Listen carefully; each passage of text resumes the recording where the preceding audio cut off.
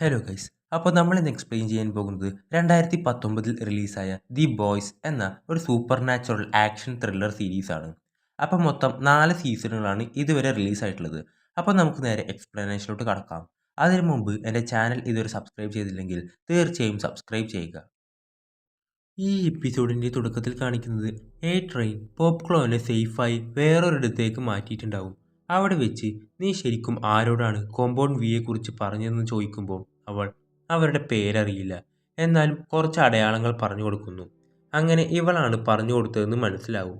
അവൻ അവളോട് I love you എന്ന് പറഞ്ഞ് കോമ്പൗണ്ട് വി 4 കുത്തും. അതിൻ്റെ ഡോസേജ് കൂടി അവൾ മരിക്കുന്നു. എ ട്രെയിനും ശരിക്കും നല്ല സങ്കടമുണ്ട്, അവൾ തന്നെ ചതിച്ചല്ലോ എന്നോർത്ത്. ശേഷം അവൻ ഹോംലാൻഡറിൻ്റെ അടുത്തേക്ക് ചെല്ലും. അയാളുടെ അറിവോടെയായിരിക്കും അവൻ അങ്ങനെ ചെയ്തിട്ടുണ്ടാവുക. നീ ഒരാഴ്ചയായി വി കുത്തുന്നുണ്ടായിരുന്നല്ലേ, ഞാനൊന്നും അറിയില്ലെന്ന് വിചാരിച്ചോ? അപ്പോൾ ഇനിയില്ല, ഞാൻ നിർത്തുകയാണെന്ന് പറയും.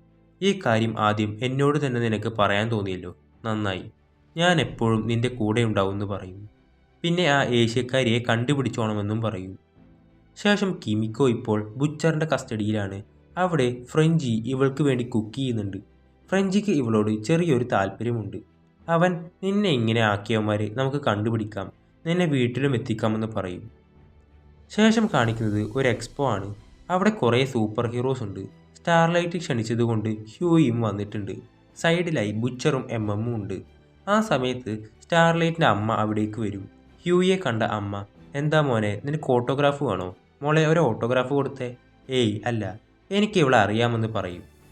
ശേഷം എസീക്കീൽ എന്നൊരു സൂപ്പിനെ കാണിക്കുന്നു. ഭയങ്കര റിലീജിയസ് ആയ ഒരു പാസ്റ്ററാണ് ഇയാൾ.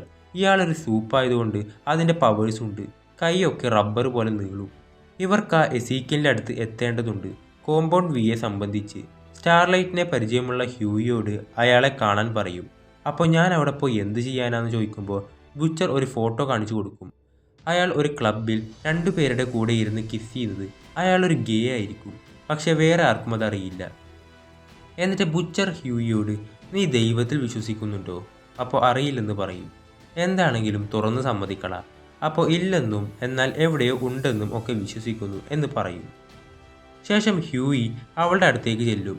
ബുച്ചർ എമ്മിനോട് ആ ഹ്യൂയിയെ ഒന്ന് ശ്രദ്ധിക്കുമെന്ന് പറഞ്ഞ് അവിടുന്ന് പോകും. ഹ്യൂയി അവളോട് സംസാരിക്കുന്ന സമയം പിന്നിൽ അവൻ്റെ റോബിൻ നിൽക്കുന്നതായിട്ടൊക്കെ അവന് തോന്നും. അവളോട് നിനക്ക് എനിക്കായി ഒരു ഡയമണ്ട് ക്ലബ് പാസ് സംഘടിപ്പിക്കാൻ പറ്റുമോ? എനിക്ക് എസീക്കലിനെ കാണാനാ. ആ പാസ് ഭയങ്കര എക്സ്പെൻസീവ് ആണല്ലോ. എൻ്റെ അച്ഛൻ എസീക്കലിൻ്റെ വലിയ ഫാനാണ്. നിനക്ക് പാസ് ഒപ്പിച്ചു തരാൻ പറ്റുമോ എന്ന് ചോദിക്കുമ്പോൾ അവൾ അതിന് സമ്മതിക്കുന്നു. ശേഷം അവിടേക്ക് ഹോംലാൻഡർ വരും. അയാളെ കണ്ട് എല്ലാവരും അടുത്തേക്ക് ചെന്ന് വലിയ ഒച്ചപ്പാടും ബഹളവും. അവിടുന്ന് കുറച്ച് ചിരിച്ച് സംസാരിച്ച് അകത്തേക്ക് കയറുമ്പോഴേക്കും മുഖം മാറും. എന്നിട്ട് മാഡ്ലിനെ ഒന്ന് വിളിക്കാൻ പറയും. അപ്പോൾ അവർ ഇവിടെയില്ല എന്നൊക്കെ പറയുമ്പോൾ ഹോംലാൻഡർ ആഷ്ലി എവിടെയാണ് ശരിക്കും അവൾ എന്ന് ചോദിക്കും. ശേഷം മാഡ്ലിൻ അവളെ കുഞ്ഞുമായി ഒരു ഹോസ്പിറ്റലിലേക്ക് വന്നിട്ടുണ്ടാവും. അവിടേക്ക് ഹോംലാൻഡർ വന്ന് ജോലിക്കിടെ മുങ്ങിയോ? അപ്പോൾ എന്താ നിന്റെ പ്രശ്നമെന്ന് ചോദിക്കുമ്പോൾ എൻ്റെ പ്രസംഗം, ഇതിലുള്ളതൊക്കെ ശുദ്ധ മണ്ടത്തരമാണ്. ഈ ജനങ്ങളൊക്കെ എൻ്റെ ആളുകളാണ്. അനീതിക്കെതിരെ പെട്ടെന്ന് ആക്ഷൻ എടുക്കുന്നവരെയാണ് അവർക്കിഷ്ടം. ആ ഫ്ലൈറ്റ് ക്രാഷ് ആയ സമയത്ത് ഞാൻ മാത്രമേ ഉണ്ടായിരുന്നുള്ളൂ. ആ സാഹചര്യം നമുക്ക് അനുകൂലമാക്കി തന്നില്ലേ ഞാൻ. അപ്പോൾ അവൾ നമുക്കിതിനെപ്പറ്റി പിന്നീട് സംസാരിക്കാം. ആ പ്രസംഗം പെർഫെക്റ്റ് ആണെന്ന് പറഞ്ഞ് അവൾ പോകും. ശേഷം ബുച്ചർ റേച്ചൽ എന്നൊരു പെണ്ണിൻ്റെ അടുത്തേക്ക് ചെല്ലും. ബുച്ചറിൻ്റെ വൈഫായ റെബേക്കയുടെ സിസ്റ്റർ ആയിരിക്കും ഇവൾ. അവർ ബുച്ചറിനോട് പറയാതെ അവളുടെ ശവമടക്ക് നടത്തി. അത് ചോദിക്കാൻ വന്നതായിരിക്കും അവൻ റെബേക്ക ഇപ്പോഴും എവിടെയോ ജീവിച്ചിരിപ്പുണ്ട്. റേച്ചൽ, അവളെ കാണാതായിട്ട് 8 വർഷമായി. പോലീസിനും ഒന്നും കിട്ടിയില്ല, നിനക്കും ഒന്നും കിട്ടിയില്ല. അവൾ മരിച്ചു കാണും, അല്ലെങ്കിൽ സൂയിസൈഡ് ചെയ്ത് കാണും. ഇത് അവസാനിപ്പിക്കുന്നതാണ് നല്ലതെന്ന് അവൾ പറയും. ബുച്ചർ ഇതിനൊക്കെ ഇറങ്ങി പുറപ്പെട്ട് തന്നെ തൻ്റെ കാണാതെ പോയ വൈഫിനെ കണ്ടെത്താൻ കൂടെയായിരിക്കും. ശേഷം എ ട്രെയിൻ പോപ്ക്ലോൻ്റെ വീട്ടിലെത്തും. അവിടെ അവരുമായുള്ള നിമിഷങ്ങൾ അവൻ CCTVയിൽ റെക്കോർഡായതൊക്കെ നോക്കിക്കൊണ്ടിരിക്കുകയാണ്. അതിനിടയിൽ ആ ഹൗസ് ഓണർ മരിച്ചതും ആ സമയം ബുച്ചർ അവിടേക്ക് വന്നതുമായ സംഭവങ്ങൾ ആ ഫൂട്ടേജിലൂടെ അവൻ കാണും. അതിൽ ഫ്രഞ്ചിയെ ആയിരിക്കും അവൻ കൂടുതൽ നോട്ടീസ് ചെയ്യുന്നത്. ശേഷം അവൻ്റെ ഡീറ്റെയിൽസ് എടുക്കും. ഇവന് 34 അഡ്രസ്സ് ഉണ്ട്, ഒരു ലോഡ് പേരുകളും ഉണ്ടെന്ന് പറയും. ശേഷം ഹ്യൂയിക്ക് ഡയമണ്ട് പാസ് കിട്ടി. അവൻ നേരെ എസീക്കലിനെ കാണാനായി ചെല്ലും. ആ നേരത്ത് ഹോംലാൻഡർ വന്ന് ഹ്യൂയി, നീ സ്റ്റാർലൈറ്റിൻ്റെ ഫ്രണ്ട് അല്ലേ? കണ്ടതിൽ സന്തോഷം. ഇത് നല്ല വിലയുള്ള പാസ്സാണ്.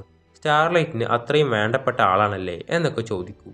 എന്നിട്ട് അവിടെയുള്ള വിശ്വാസികളെയെല്ലാം മാമോദീസ മുക്കും. അങ്ങനെ ഹ്യൂയിയുടെ ടേൺ ആയിരിക്കും.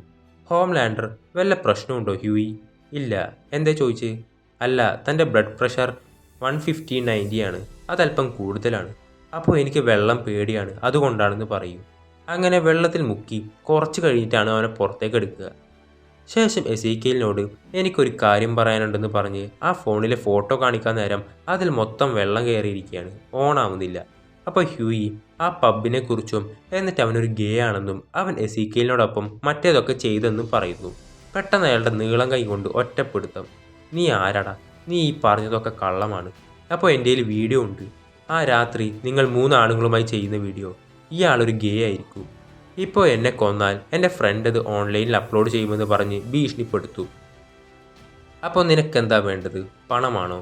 പോളിയോ വാക്സിൻ എന്നും പറഞ്ഞ് നിങ്ങൾ കുറേ പെട്ടികൾ ഷിപ്പ് ചെയ്യുന്നില്ലേ? അത് കോമ്പൗണ്ട് ബി ആണ്. അതെവിടേക്കാണ് കൊണ്ടുപോകുന്നതെന്നും എത്ര പെട്ടികളുണ്ടെന്നും എന്നോട് പറയണമെന്ന് പറയും. ശേഷം എമ്മിനെ വിളിച്ച് അവനൊരു ചാരിറ്റി നടത്തുന്നുണ്ട്. അവിടെ നിന്ന് ആ പെട്ടികളൊക്കെ ഓരോ ഹോസ്പിറ്റലിലേക്കാണ് അയക്കുന്നത്. ഏതാ ഹോസ്പിറ്റൽ എന്നും അവനോട് പറയുന്നു. ഏൽപ്പിച്ച ജോലി നന്നായി ചെയ്തത് കൊണ്ട് തന്നെ അവനെ അഭിനന്ദിക്കും. ശേഷം ബുച്ചർ റബേക്കയുടെ കല്ലറയിലേക്ക് ചെല്ലും. എന്നിട്ടത് വെട്ടിപ്പൊളിക്കും.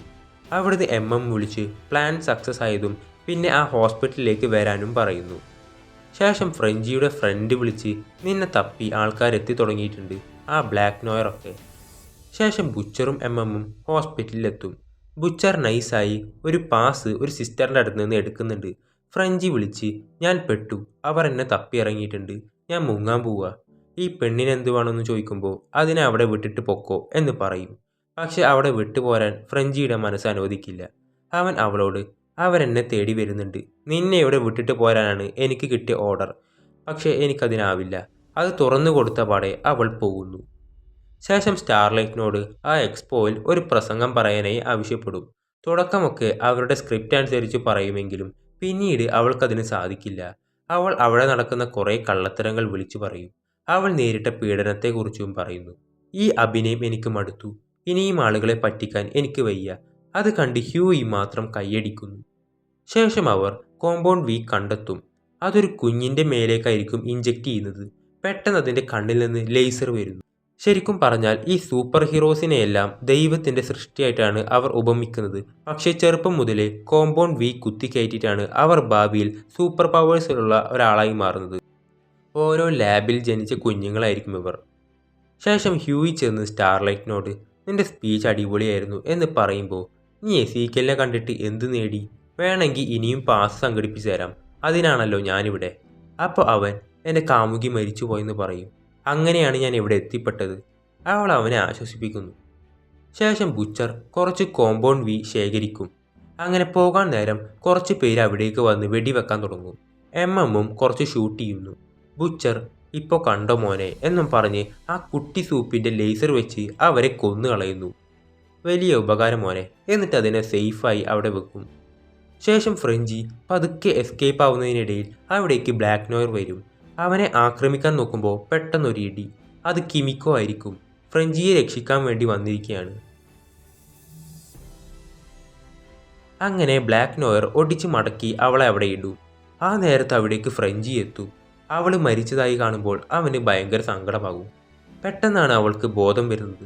അവളുടെ മുറിവുകളെല്ലാം ഹീലാവാൻ തുടങ്ങും. അവൾ അവൻ്റെ കൈ പിടിക്കും. ഇത് കണ്ട ഫ്രഞ്ചിക്കും ആശ്വാസമാവുന്നു.